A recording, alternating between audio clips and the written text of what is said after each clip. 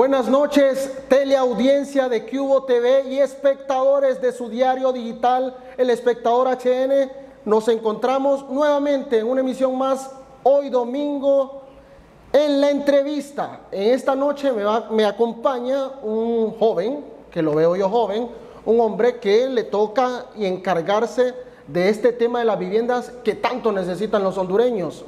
Buenas noches al director Héctor Estrada del programa de viviendas y asentamientos humanos. ¿Cómo está? Buenas noches, ¿cómo se encuentra? Tranquilo, cuénteme usted cómo ha sido y cómo llega usted a esa dirección.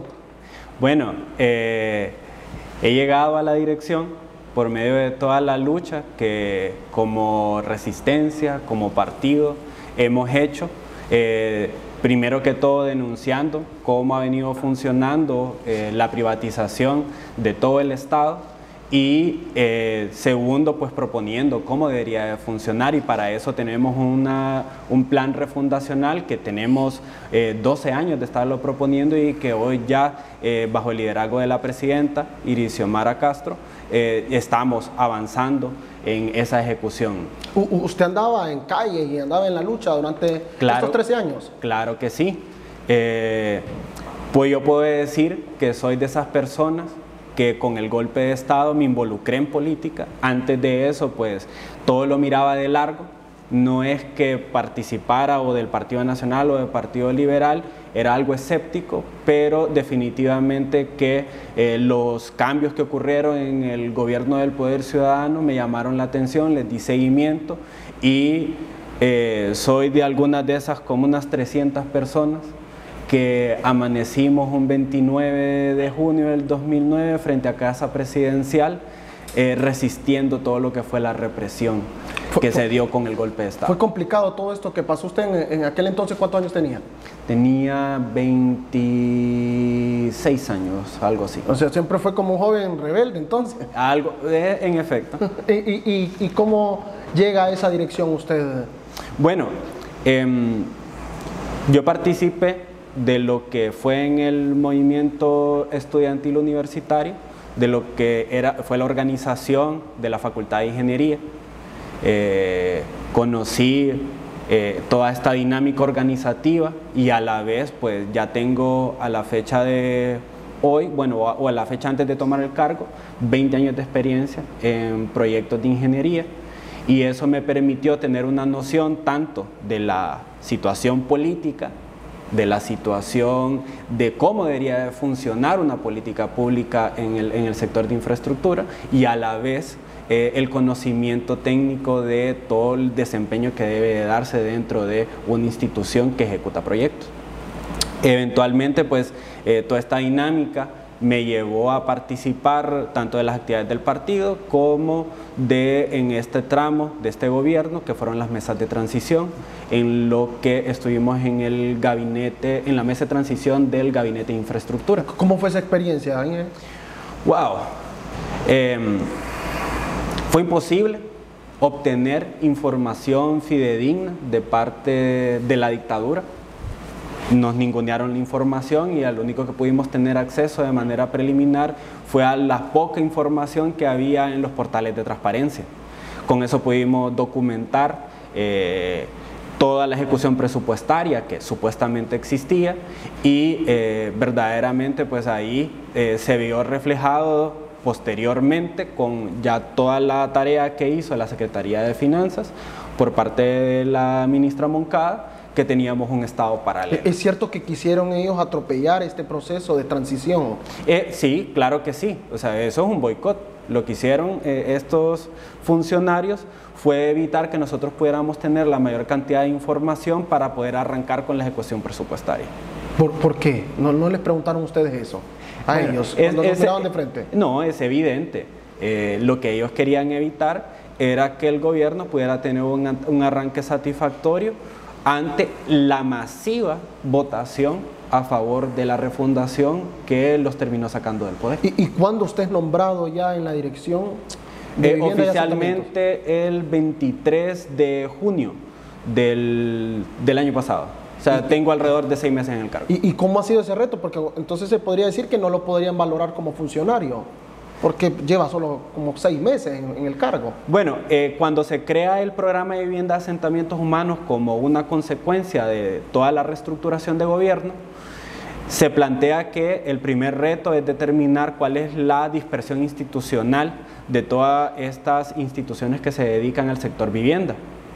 Y nos tomó unos cuantos meses poder documentar y seguirle el rastro a esta dispersión. Se le dice dispersión entonces a que, según este informe que hicimos, en 1957 solo había una institución, el Instituto para la Vivienda, que es el responsable en aquel entonces de haber construido colonias como la Kennedy, el Hato de en Medio, la 21 de octubre, en San Pedro Sula la López Arellano y muchas otras colonias a nivel nacional, pero que con la introducción del modelo de desarrollo neoliberal tomaron el Instituto para la Vivienda y lo fraccionaron en múltiples instituciones. Una se especializó en el tema financiero, otras en el tema rector de vivienda y otras en el tema ejecutor. Y a la larga lo que recibimos entonces, luego de la creación de FOSOBI en 1991, es que a la fecha hay alrededor de 6 instituciones derivadas de toda esta dinámica, y sumado a esto, todas aquellas unidades ejecutoras que estaban ancladas a un fideicomiso. Eso nosotros lo analizamos y teníamos bastante denuncia en el anterior gobierno, que la gente no tenía una información clara de dónde debe de pedir o préstamo, de dónde debe optar a vivienda, porque se hablaba mucho en el anterior gobierno de esto. Pero ustedes, esto que me está diciendo, un dato importante, eran más de 7 instituciones que estaban. Entonces, ¿cómo encuentran ustedes ese reto y qué es lo que están ejecutando? Entonces, lo que se plantea como parte de lo que es la reestructuración de gobierno es que para poder recomponer el rol del gobierno, Estado, en este rol constitucional de satisfacer el derecho, el acceso a la vivienda, que está contemplado en la Constitución de la República, artículos 178, 179, 180, que necesitamos volver a compactar la institucionalidad en una sola figura, en este caso el programa de vivienda de asentamientos humanos. Obviamente, de estas 6 instituciones, no todas se pueden compactar porque hay algunas de estas que ya entraron en el rol del ámbito privado y otras que tienen sus propias leyes. Por tanto, la compactación se limita al tema rector y ejecutor de proyectos. Se hablaba mucho en el anterior gobierno del tema de convivienda, se llamaba ese programa. Entonces, ¿usted cómo lo analiza desde un punto de vista ya como experto? Usted es ingeniero, pues. Bueno, la Comisión Nacional de Vivienda y Asentamientos Humanos se creó en 2014 con la finalidad de institucionalizar el concepto del bono. En aquel momento, pues, le pusieron el nombre de Bono Vida Mejor, que no es ni más ni menos que un subsidio. Sin embargo, el modelo de trabajo de este subsidio es contradictorio. Por un lado, para poder acceder al bono hay que tener ciertas condiciones socioeconómicas limitadas o bajas para calificar a él. Pero por el otro lado, eso solamente sirve, ese bono, como una especie de anticipo o prima para un préstamo hipotecario. El resto, que es el préstamo hipotecario como tal, lo tiene que otorgar una institución financiera, sea una banca o una cooperativa.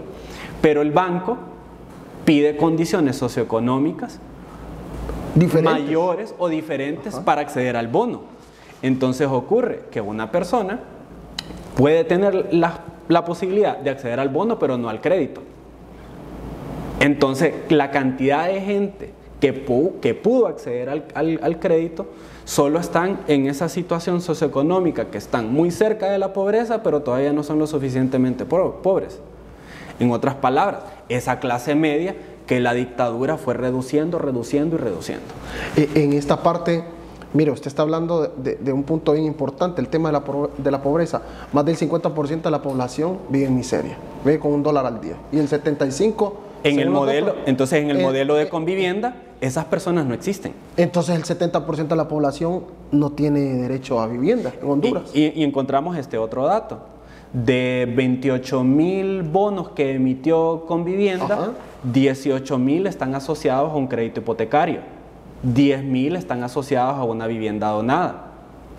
Es decir, más del 50% de los bonos que emitió Convivienda están dirigidos a una dinámica mercantil. ¿Por qué realizar esto? ¿Usted cómo lo ven? ¿Se encontraron personas que trabajaban en ese anterior programa? Para ustedes, ¿por qué hicieron esto? Preguntarles una explicación. Bueno, nosotros y nosotras, los compañeros, ingenieras, arquitectas que ingresaron al programa, inicialmente a Convivienda, lo que hemos buscado, ¿no? Primero es documentar la esencia de la institución. Simplemente la respuesta a su pregunta es, eso es lo que la ley decía, eso es lo que nos mandaron a hacer. Pero prácticamente es un desastre ahí. Es correcto. ¿Por qué? Porque esa política, esa institución estuvo diseñada simplemente para convertirse en un alimentador de un negocio, un administrador de un subsidio. Para la banca. Para la banca. Y usted al sentarse en ese cargo, ya se ha puesto a sentar con estas personas de la banca y toda esta gente que se beneficiaba de estos programas.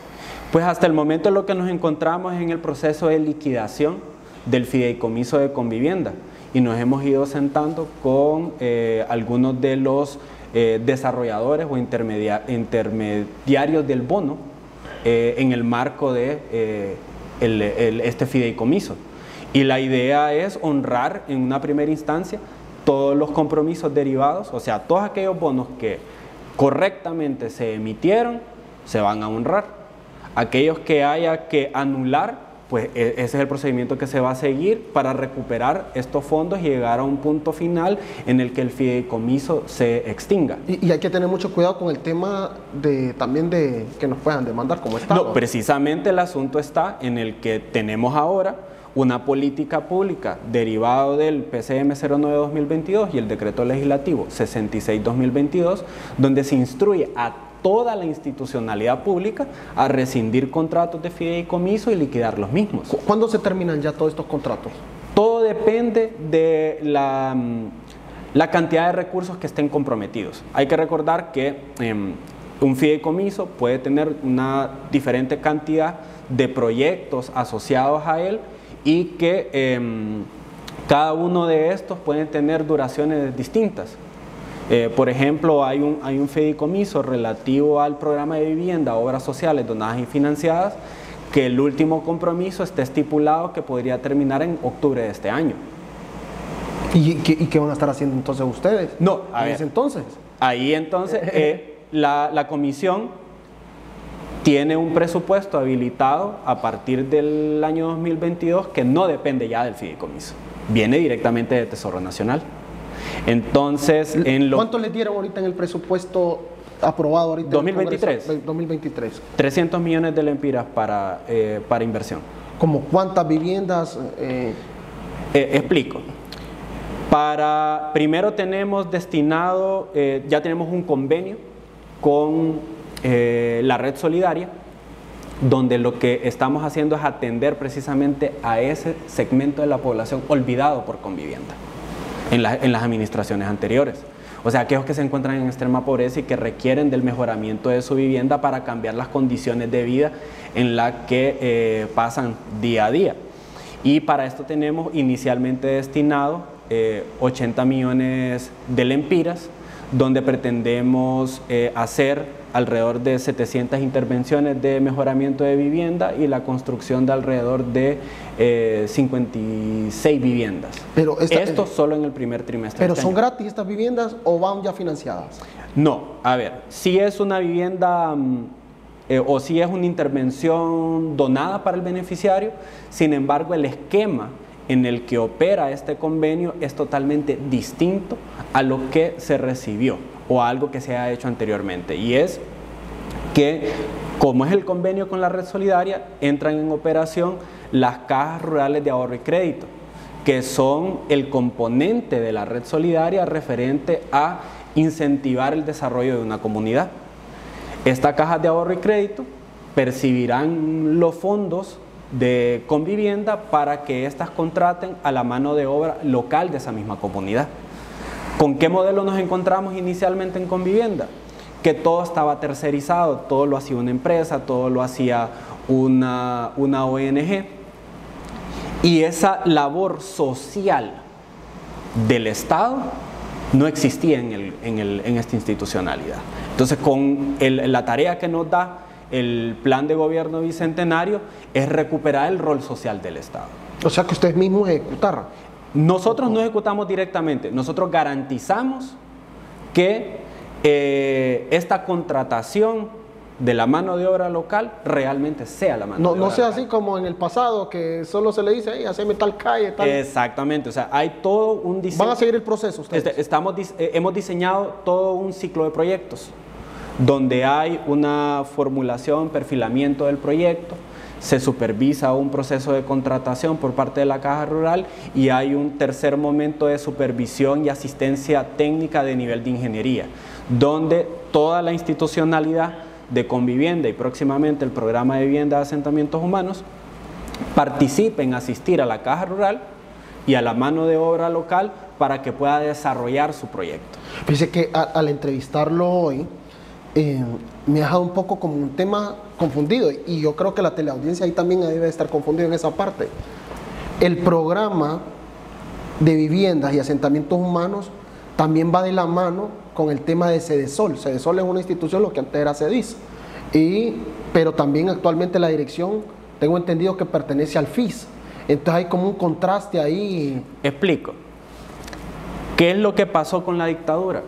El Fondo Hondureño de Inversión Social es la institución insigne de lo que es la inversión en infraestructura social, llámese escuelas, centros de salud, caminos, calles, para todas aquellas comunidades. Al FIS se le llama prácticamente la gran alcaldía, porque es la que se relaciona con las alcaldías tipo C y D, que son las que tienen las menores condiciones presupuestarias o económicas para hacer frente a las necesidades que se encuentran en sus comunidades. Sin embargo, la dictadura pretendió mutilar las capacidades del FIS, le retiró ciertos componentes sociales, y con este nuevo gobierno, pues la idea ha sido recuperar el rol social del Fondo hondureño. Y lo que se buscó con el programa fue vincular el sentido social de la vivienda con el fondo. Entonces, ¿qué es lo que ocurre? El programa es un ente desconcentrado de lo que es la Secretaría de Desarrollo Comunitario y Saneamiento, al que está adscrito el Fondo Hondureño de Inversión Social también. Y en esta parte que se están enlazando, ¿qué me habla de red solidaria? Con el tema de Cedesol. Entonces, ahora me mencionaba usted Cedesol. Entonces, ¿qué es lo que ocurre? Por el otro lado, en la reestructuración de gobierno, a quien le dan las potestades para conducir la política pública en materias sociales, a la Secretaría de Desarrollo Social. En otras palabras, tanto el FIS como el programa son entes ejecutores, pero ocupamos la colaboración de la Secretaría de Desarrollo Social a través de sus diferentes órganos, en este caso uno de ellos es el Observatorio de Desarrollo Social, para que podamos identificar con certeza cuáles son esas poblaciones vulnerables. Entonces, para eso, la Red Solidaria, a través de todo este trabajo interno que hay en Cedesol, identificó 2007 aldeas a nivel nacional. En esas 2007 aldeas, nosotros ya estamos valorando alrededor de unas 400, 500 viviendas, y ese número va a ir incrementándose a lo largo del año. Pero esas 500 viviendas que me señalan son para remodelación también. Son para remodelación. Para toda esta gente que está en condiciones de extrema pobreza. Parece que usted debe estar agarrado entonces de la mano de aquí, de Cedesol y también del FIS. ¿Cómo es la relación con ellos? Ya pues son ministros, pues. No, claro. Aquí el asunto es que la dinámica de ejecución que requiere el Estado, necesita repartir cargas. Y en este sentido, pues, la labor que se me ha designado es concentrarme exclusivamente en el tema de la vivienda y la articulación con la red solidaria para garantizar en una primera instancia atender a este segmento de la población que se encuentra en extrema pobreza. ¿Y le ajustará esos 300 millones? Pues si nos vamos a cuál es el déficit habitacional, tanto en cantidad de viviendas nuevas que hay que construir y la cantidad de viviendas que hay que mejorar, es insuficiente. Pero esas son las condiciones económicas en las que nos dejó la dictadura, porque por el otro lado, a través de los fideicomisos, fluyeron cantidades enormes de dinero que no se ven reflejadas en una inversión pública. En esta parte, ¿cómo va a llegar? ¿Cómo están ejecutando ustedes para llegar a ese 75% de la población? ¿Tienen datos de cuántas personas no tienen derecho a una vivienda? Hay un dato preliminar. ¿Cuál es? En ese dato preliminar manejamos que hay un déficit habitacional de alrededor de 700.000 viviendas. Pero ojo, ese déficit tiene como base el censo 2013. Todos los datos que dejó gobierno entre el 2013 al 2021 no sirven. Tienen que volver a recabarlos ustedes. Entonces ya está presupuestado para este año o el próximo hacer la actualización del censo. Todo lo demás que se encuesta es un dato que no sirve. Entonces hemos tomado de referencia también algunos datos que tiene el sector privado, tanto a través de las cámaras de comercio como de algunas ONGs, donde estiman esos datos? Que ese déficit anda entre 1.3 a 1.6 millones de viviendas. Ojo, pero cuando hablamos de ese dato, hay que comprender que el déficit habitacional se compone de dos formas. Uno es que es cuantitativo y otro que es cualitativo. Cuantitativo hablamos de aquella vivienda que se necesita pero que no existe ya sea no está disponible para donarla o para venderla. O por el otro lado, el déficit cualitativo es cuando tenemos que la vivienda existe pero en una condición precaria. Está a la orilla del bordo, solo son 4 palos, un techo, una lona. Eso no es vivienda. Okay. A la larga eso se convierte en un déficit cuantitativo. Pero después hay un valor muy importante, que es alrededor de la mitad del déficit en general, y son aquellas viviendas que no tienen servicios públicos. Puede existir una casa bien hecha en términos de infraestructura, en términos de ingeniería, pero que no tenga acceso al agua, que no tenga acceso al alcantarillado, que no tenga acceso a calles, a tren de aseo, todas estas situaciones que a usted le dicen si su vivienda es digna o no. Ajá, ¿y ustedes qué tienen que ver ahí? Ahí es donde entra el FIS. Entonces por eso tienen que trabajar enlazados. Exactamente. ¿Por qué? Porque el FIS es el que tiene proyectos de mejoramiento de barrios. Entonces es una labor compartida. Entonces usted tiene que estar fiscalizando dónde es que va a estar realizando estos proyectos para usted también concentrar sus esfuerzos también ahí. Por eso en el programa de vivienda de asentamientos humanos se instruye desde el momento de su creación en abril que se cree el Observatorio Civil de la Vivienda. Este observatorio es el que nos va a dar estos datos realistas, pues reconstruir cuál es el déficit habitacional y también poderle decir a la institución de gobierno que corresponda dónde se encuentran las deficiencias o las falencias que heredamos. Por ejemplo, le puedo dar otro caso, la situación de acceso a la energía eléctrica. Hay muchos lugares en la ruralidad que no tienen acceso a la energía eléctrica, pero que será el ente encargado, en este caso la Secretaría de Energía, la ENE y otros entes de ese sector, quienes determinarán cuál es la mejor forma de satisfacer ese déficit. Por otro lado, le tengo que sabemos que en la inversión que hizo con vivienda anteriormente se construían, entre comillas, urbanizaciones donde no estaba resuelto el acceso al agua, el acceso a la electricidad, el acceso al alcantarillado. Simplemente, como dice el movimiento social reivindicativo de la vivienda, la dictadura sembró casas. Abrieron surcos, construyeron la edificación, más no está conectado a ningún sistema de servicio público. ¿Y dónde quedan todas esas viviendas que mostraron? O sea, ¿dónde van las agencias fiscales, el agua, las aguas lluvias, las aguas negras? ¿Dónde van? Eso le queda a esa comunidad por resolver. Que en este caso ahora le toca al FIS también. Exactamente. Entonces, ¿qué es lo que ocurre con el programa? Que a nosotros nos corresponde que toda urbanización de inicio tenga eso resuelto. ¿Para qué? Para que no sea un problema que después le toque resolver al FIS. No es trasladarle un problema a la otra institución, sino que la institución ya tiene una gran cantidad de tareas con todo lo heredado. Y antes de finalizar este primer bloque, de que vayamos a la pausa, le consulto. Se abrió mucha madera y se tejió mucho hilo en el tema del trabajo que hacía Banprovi. Y actualmente creo que lo siguen haciendo en el tema con la banca, que dan como tasas de interés bajas y todo eso. ¿Cuál es su opinión sobre eso? Hay que recordar que la banca privada tiene un rol.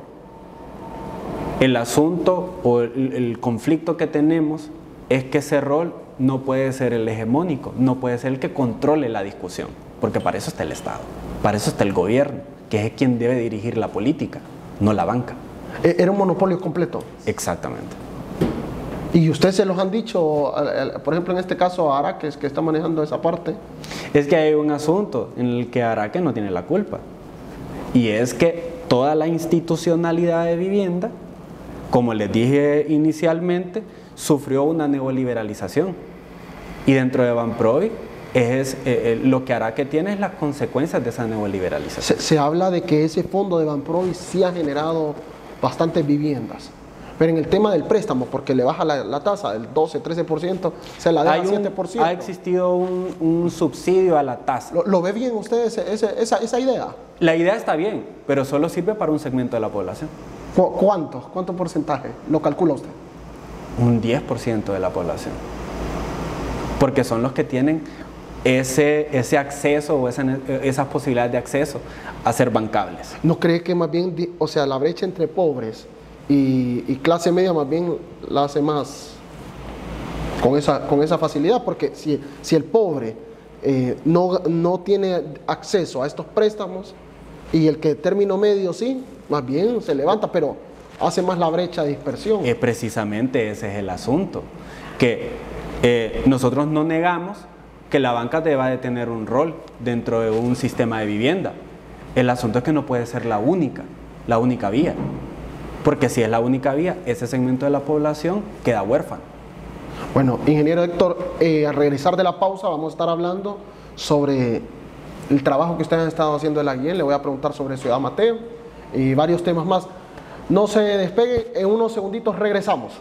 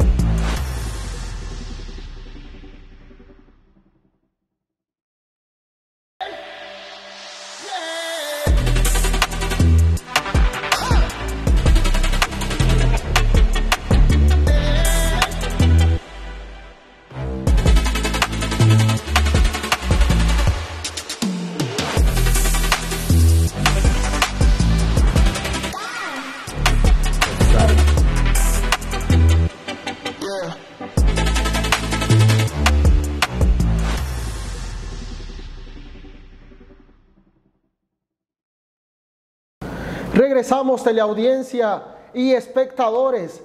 Estamos contentos porque en esta semana cumplimos 4 años de aniversario aquí en el diario digital El Espectador. Les agradecemos por su fiel sintonía y ahora en alianza también con Cubo TV en estos espacios.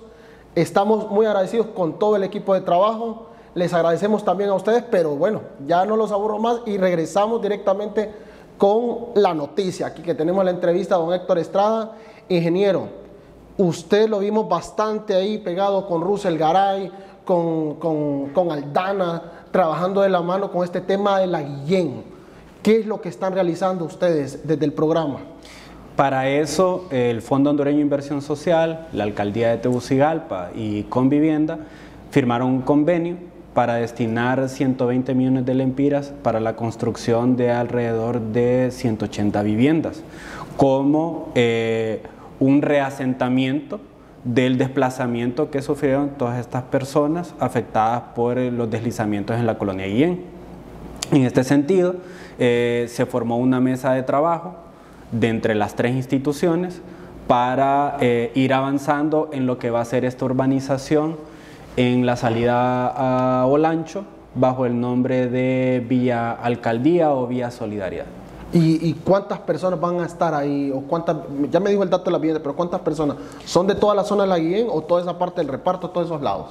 La alcaldía ha estado haciendo un trabajo exhaustivo para poder delimitar finalmente la cantidad de familias afectadas. Hay que recordar que esa zona todavía puede presentar algún tipo de deslizamiento que nos pueda alterar los datos preliminares que tenemos en este momento de las familias afectadas. Pero en ese sentido podemos saber que en un primer momento tenemos la disponibilidad para 180 viviendas y a través de esta mesa se va a terminar de definir el mecanismo para saber cómo va a ser el orden de otorgamiento de estas viviendas. ¿Para cuándo se tendrán estas viviendas? Todavía estamos analizando el estudio de suelos que se hizo en este nuevo terreno. En la salida Carretera Olancho. Carretera Olancho, a la altura de Prondeca. ¿Qué es lo que pasa? Que para nosotros es crucial hacer todos los procedimientos técnicos necesarios para garantizar que toda construcción que hagamos en ese terreno estén respaldadas y no vayamos a tener ningún inconveniente a futuros de que se ha hecho una construcción a la carrera y lejos de solventarle un problema a estas familias, los vayamos a meter en otro problema. ¿Para el 2024 podría estar ya? No, eso va a estar en el transcurso de este año. ¿En el transcurso de este año? Sí. ¿Rápido se levanta? Sí, eso sí. Solo lo que hace falta terminar de definir es el diseño en base a este estudio de suelo que a finales de... en esta primera semana de enero ya lo teníamos disponible. ¿Y qué ha pasado con toda esta gente que vivía ahí, que fue afectada? Bueno, ellos han estado vinculados a la alcaldía de Tegucigalpa, quien les ha estado dando seguimiento. ¿Y de la mano con ustedes también? En efecto, más que todo nosotros nos hemos concentrado en el tema del reasentamiento. En esa parte que me dicen de los análisis, ¿también va a incluir toda esa parte que señala usted? Agua potable. Es correcto, ya se tiene un estudio de un tanque acumulador de agua, cuáles son las condiciones hidrosanitarias que deben de hacerse, de tal manera de que, como les mencionaba anteriormente, toda construcción que hagamos ahí ya tenga resuelto todas las necesidades de servicios públicos, ahí incluido inclusive la energía eléctrica. Más de 12 fallas señalan que hay en la capital, así como estaba en la Guillén, Ulloa, y hay varios puntos de la capital. ¿No se les hace un problema también esto a ustedes? Claro que sí, porque somos partícipes en la tarea de solucionar todas estas situaciones, y en este caso de la mano con la alcaldía. El personal técnico que ha tenido a cargo esta tarea, hemos estado en contactos con ellos, platicando sobre cómo podemos prevenir una situación de desalojo o de reubicación de familias que puedan verse afectadas en un futuro por nuevas fallas que se puedan presentar. ¿Se pudo prevenir lo de la Guillén? Las administraciones de la alcaldía y del gobierno central anteriores tuvieron décadas para resolver ese problema y prevenirlo, y nunca lo hicieron. ¿En todas las alcaldías cachurecas? Eso Correcto. En la falla de la Guillén es nueva. Entonces pudo haber prevenido. Claro que sí, pudieron. A ver, ¿cuánta construcción se hizo en esa colonia autorizada por la alcaldía, autorizada por los préstamos, que se tuvieron que haber solucionado de otra forma? No debió haberse autorizado más construcción en esa colonia. O sea, fue el peso que hizo. No, ya la falla como tal o el deslizamiento que se encuentra en esa zona era de riesgo inminente, pero los gobiernos anteriores no hicieron lo que les correspondía. ¿Y cómo ustedes ven del programa de viviendas esta que plantea sobre Ciudad Mateo? Con honestidad, como experto. En este caso, Ciudad Mateo es un proyecto que se construyó en un momento. Ya hay investigaciones criminales al respecto sobre qué negocios turbulentos se hicieron. Sin embargo, es una inversión a la larga que tiene el Instituto de Jubilados y Pensionados que es necesario recuperar. Hay que cerrar ese capítulo. Y en ese sentido, si antes no habían las tecnologías para hacer los respectivos tratamientos de agua, hoy sí las hay. Lo que tocará valorar es el costo económico de toda la intervención técnica que se requiera para garantizar que esa urbanización no vaya a afectar el embalse de agua potable que se encuentra cerca. Explíqueme eso a detalle, ¿cómo usted lo ve como experto? Porque durante años, yo desde que creo, antes de que estar en la universidad escuchaba, yo Mateo es inhabitable totalmente. Y actualmente ya hay una decisión que se tiene que retomar. Bueno, la decisión que hay es hacer un estudio para determinar si es recuperable la inversión y cuánto puede costar, para entonces tomar una decisión definitiva. ¿Y eso que me habla de los tratamientos de agua? El asunto es que una de las prohibiciones que eventualmente existió para darle continuidad a ese proyecto también se deriva en el que hubo propuesta de construir un embalse cercano a Ciudad Mateo y que la construcción de Ciudad Mateo representaba una amenaza a la salubridad de este embalse. Sin embargo, la información que maneja la alcaldía es que ese embalse ya no tiene razón de construirse y que son otros lugares donde ellos se van a construir. Y por la otra parte, hay una situación en la que se paralizó el proyecto de Ciudad Mateo. Sin embargo, todo el resto del área ya se urbanizó. Entonces a usted le benefician sus metas. ¿Está de acuerdo con Ciudad Mateo? Si el resultado del análisis que corresponde hacer a través de la mesa intersectorial convocada por INJUPEN determina que es viable y que es financieramente posible, sí. ¿Cómo cuántas viviendas hay ahí? El dato que tengo es que la construcción original era de alrededor de 2.000 viviendas. De estas hay 690 viviendas que pueden ser recuperables. Son 600 familias. Es correcto. Cuénteme, desde que usted llega al cargo, ¿cuántos empleados ya maneja ahí en su programa? En la comisión alrededor de unos 90 empleados. Se ha señalado bastante, y creo que sea bien puntual en esto, para no caer en temas políticos. Se señala que ahí está la hermana de la presidenta. Pues se hizo su contratación porque ella es una experta, una arquitecta experta en la aplicación de infraestructura para el sector social y ha asesorado en esta transición de Convivienda al programa para garantizar un alineamiento con las metas sociales que tenemos como gobierno. ¿Cree que es un tema político eso? ¿Que los señalamientos de oposición? Pues lo que resulta es que hay señalamientos de nepotismo cuando el gobierno anterior se llenó de lo que conocemos popularmente como paracas y no están acostumbrados a ver personas que realmente desempeñan sus tareas. Dicen que ella es una arquitecta muy capaz, me han dicho a mí. En efecto. Perfecto. Bueno, ahora pasando a otro tema, fíjense que en esta semana nosotros llevamos ya prácticamente como unos 50 días ya con esta encuesta de mejor y peor funcionario. Y el ministro del FIS en esta semana salió como segundo, Octavio Pineda salió como segundo mejor funcionario votado. Entonces, con más de 300,000 y algo de alcance, un montón de encuestas ahí en la web y las redes sociales. ¿Cómo ustedes ven eso ya que trabajan de la mano? Ustedes que también son gobierno, pues.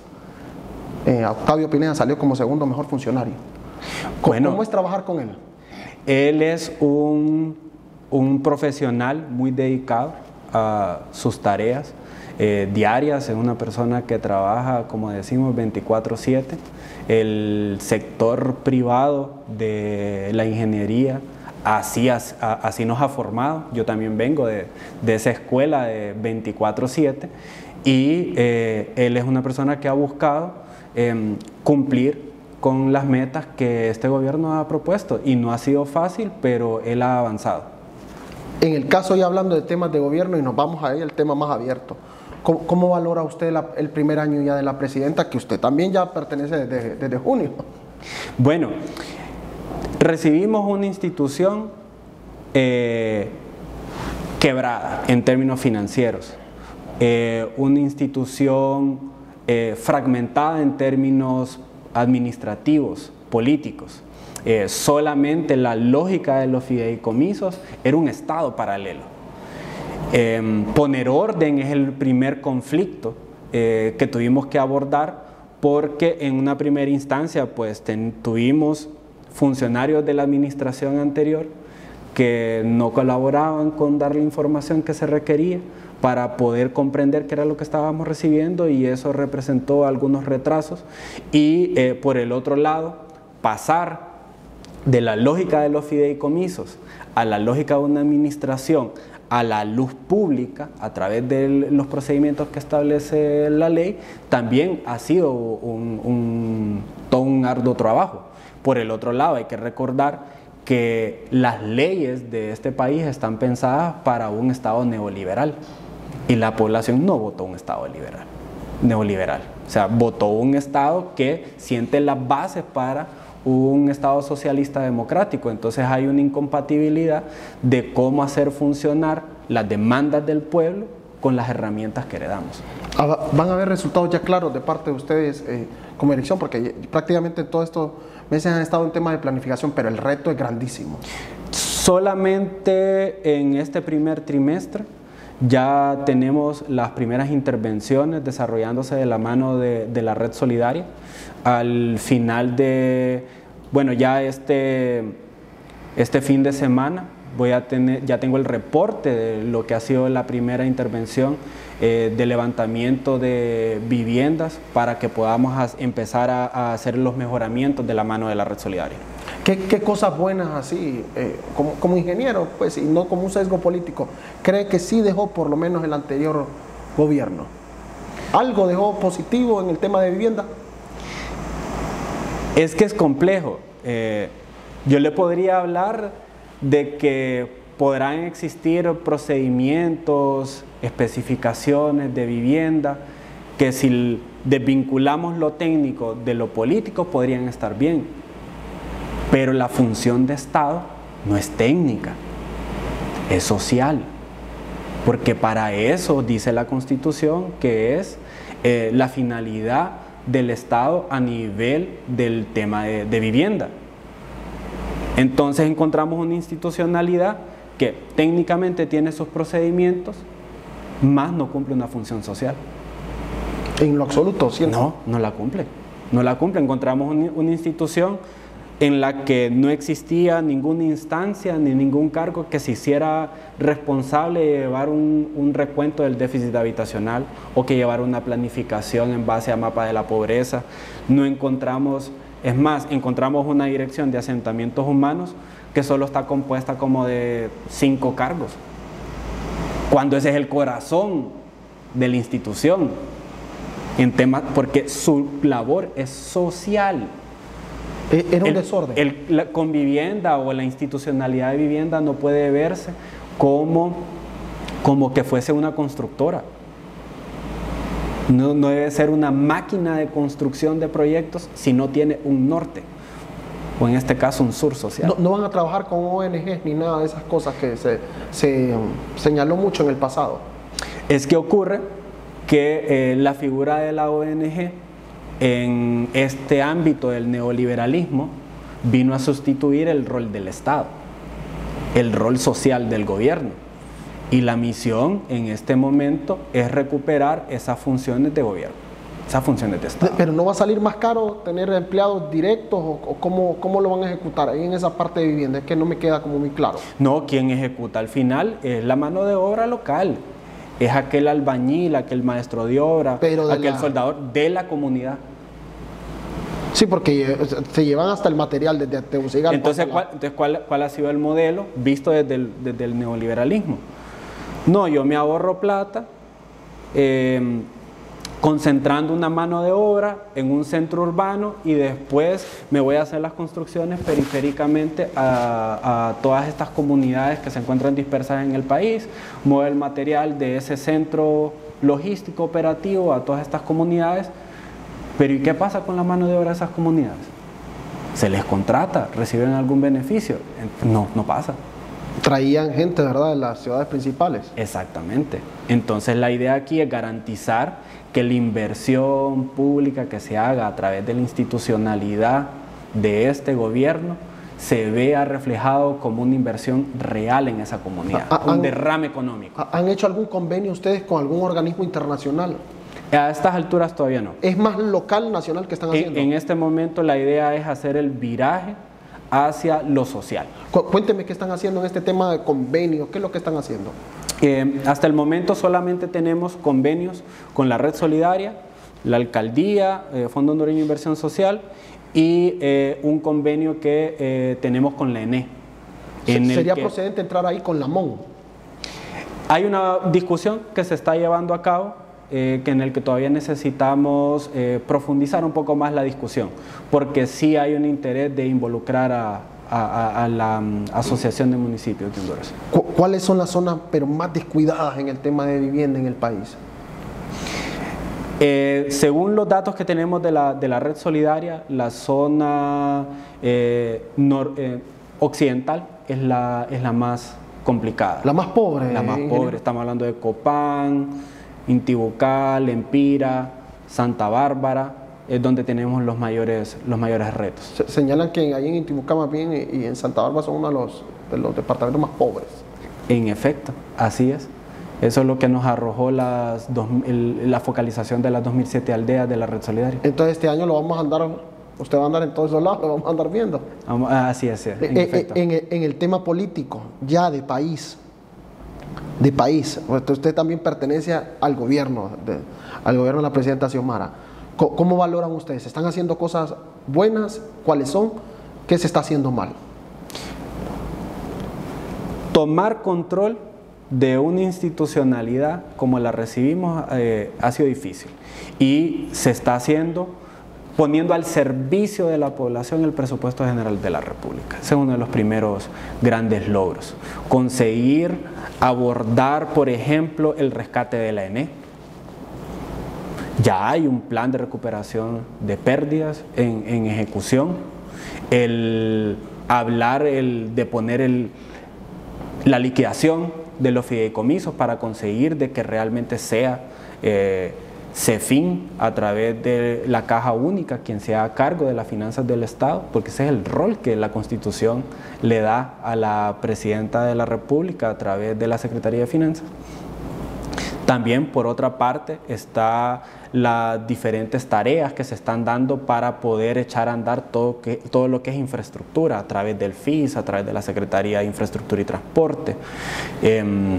Y, obviamente, el corazón de la política de la Presidenta, que es toda la dinámica de intervención social a través de la Secretaría de Desarrollo Social, Provasol, Red Solidaria, para poder llegar a esa población que ha estado olvidada todo este tiempo. ¿Están unidos dentro de Libre, sienten ustedes? Porque usted, su cargo es político, y usted no se puede ligar de la política, pero le consulto. Tenemos un proyecto refundacional, y siempre habrá quienes tal vez no lo asimilen tan rápidamente, pero eso es parte de la dinámica política. Y además el partido como tal, a diferencia de lo que se ha querido instalar en otros momentos, no es un partido de pensamiento único. Hay una diversidad de pensamientos, hay una diversidad de corrientes, de ideas, pero que todas nos conducen a que lo que nos interesa es transformar este país. Eso que me señala de los diferentes pensamientos.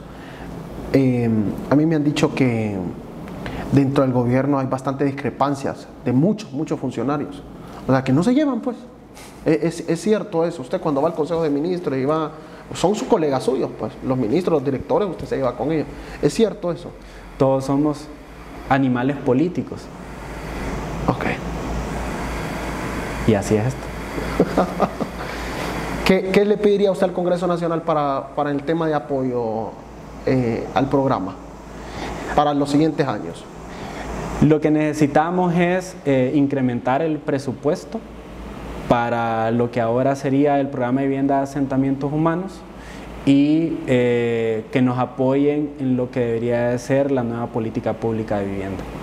¿Quién manda más? ¿Por qué se señala que el gobierno de la República manda más el presidente Zelaya que la presidenta Xiomara? ¿Ustedes cómo reciben esas críticas?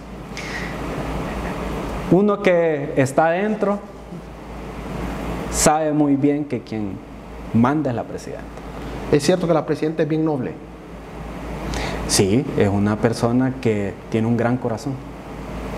¿Desde cuándo usted la conoce? ¿Desde qué lucha más o menos? ¿Desde qué año? Como todos en el partido, desde que nos involucramos. Ella estuvo al frente de lo que fue la resistencia en un momento y desde entonces nos hemos involucrado y relacionado con ella. ¿Están listos desde las trincheras de Libre para lo del tema de la Corte? Ese ya es un asunto que le compete más a la estructura del partido. No, eso es una batalla abierta en la que ya el Congreso Nacional, la bancada del partido, sabe lo que le corresponde. ¿Y de los peajes usted qué piensa como ingeniero? El peaje que existe hoy en día es una concesión leonina a una empresa que no hizo la inversión. Ese contrato no tenía razón de ser. Lo hicieron Roberto Ordóñez lo hizo cuando era ministro de INSEP en el gobierno de Porfirio Lobo Sosa. Es correcto. ¿Y ustedes como ingenieros cómo han visto eso? Los peajes en algún momento existieron en el sector público. Es más, existieron balanzas para poder pesar la carga, para poder controlar cuánto transitaba por los vehículos en todas estas carreteras. Sin embargo, fue el mismo sector privado dentro de la dinámica neoliberal la que eliminó los peajes, eliminó las básculas, y ahora lo que han querido hacer es, bajo el manto de que el Estado no puede hacerse cargo de las tareas de mantenimiento e inversión pública, deben entonces tercerizarse. Y prueba de las tareas que está haciendo el FIS y la CIT es mentira. El Estado se puede hacer cargo. Lo que tuvimos fueron funcionarios que tenían la labor de no hacer bien las cosas. Se podría crear como otro ente, otra institución que maneje este tema. Ahí hay una negociación entre CIT y COVID, en la que me imagino yo que una de las posibilidades puede hacer que el Estado de Honduras se haga cargo de ese fideicomiso ya de manera frontal y concreta, pero habrá que esperar a ver qué es lo que esta semana la institucionalidad respectiva y que está a cargo de eso nos anuncia públicamente. Esta semana la presidenta creó una comisión en torno al tema de eso de los peajes. Lo que sí señala a varias personas es que hay bastante voluntad. ¿Cómo lo ven ustedes como funcionarios? Bastante voluntad en torno a lo que ella prometió. Bueno, la gente lo que espera es que se quite el peaje. Pero sin que nos demanden, ¿no? Es que ese es el asunto. Nos dejaron... Está casi igual que usted, que está atado de manos también. Entonces nos dejaron una institucionalidad empeñada. ¿Cuántos años se necesitan para que... Yo le hablé de Russell Garay. Fíjese que Russell señaló en el Congreso Nacional que una vez le preguntó a un experto, dijo en el Congreso Nacional, allá en Inglaterra, de que cuándo Honduras va a salir de la pobreza. Me dijo nunca. Esa fue la respuesta.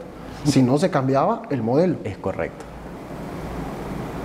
¿Cuánto se necesita para que Honduras o la gente, por ejemplo, en su rol, tenga acceso a una vivienda? ¿Qué se necesita? Primero que todo, una de las cosas que se cambió con este gobierno fue derogar esa ley de empleo por hora. Vaya a un banco a usted a decir que tiene un empleo precario a ver si le van a dar una hipoteca. Imposible. Imposible, ¿no?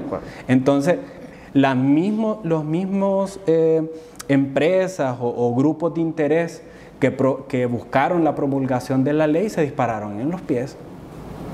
O sea, lo que ocupamos entonces es un Estado que se haga cargo de fomentar las condiciones de ingreso para todos por igual, no solo para un sector de la población. ¿Por qué creer en este gobierno, ingeniero?